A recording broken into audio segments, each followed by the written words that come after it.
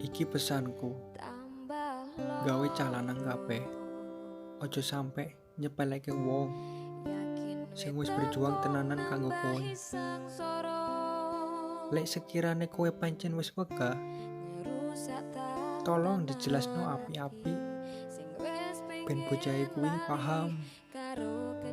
Ora moke harapan bareng ngono njupuk kowe tinggal. Ojo munggur baperi terus lanjut kowe ninggalke. Ojo sampe awakmu getun lan ngrasa kelangan. Pas bocahe sing wis memperjuangkan awakmu kuwi wis bener-bener lelah, terus dhek milih nyerah. Karma kuwi instan. Bisa wae kowe dino iki menghancurkan perasaan orang tanpa merasa bersalah.